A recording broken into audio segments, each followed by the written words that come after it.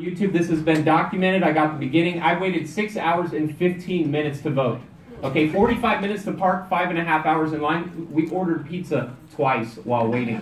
Okay, everyone's calling out Michelle Regan and Helen Purcell, and that is totally justifiable. I want to call out one group in particular that should have known about this and alerted the public: the media, the mainstream corporate media in here. Anyone covering elections would have known. In 2008 we had 400, then we went with a uncontested Democratic primary in 2012 with 200 down to 60. It is your fault. You're supposed to be the fourth estate. You did not inform the public.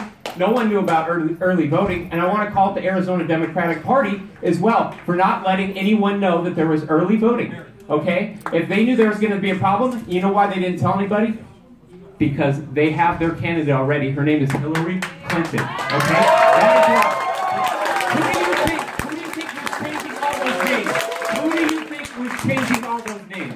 Okay? I know of at least 4,000 people. Okay? There's been 4,000 confirmed people that had the registration change. Everyone that I know that had the registration change was a Bernie Sanders supporter. I want a federal investigation and a nonpartisan recount of this entire vote. We need another day of voting, okay?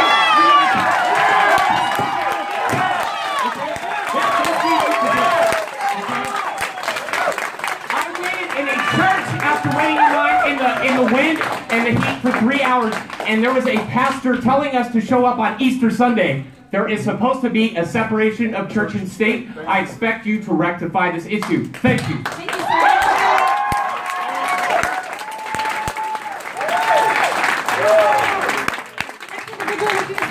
Is Di Dawson? You got it all? Di Dawson. Okay.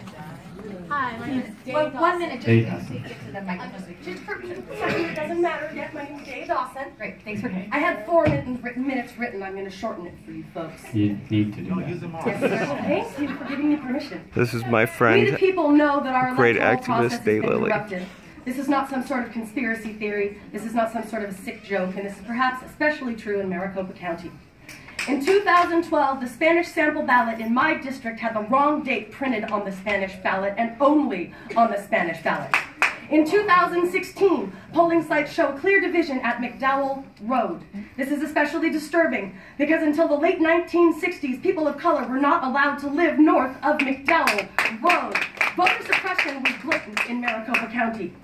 The racially and economically oriented placement of polling sites is disgraceful. I hope that all of you have taken the time to look at a map and see how few polling places were available in South and Southwest Phoenix, south of McDowell Road. The fraudulent fiasco guised as a presidential primary on March 22nd, 2016 needs to be nullified, and constituents need to be allowed to vote. Some must re-vote. All who were not able to vote need to be recognized, and all votes need to be counted. Many petitions are currently circulating for an investigation of this atrocity and a revote on June 7th. Woo! Hundreds of thousands of signatures on over a dozen such petitions have been submitted.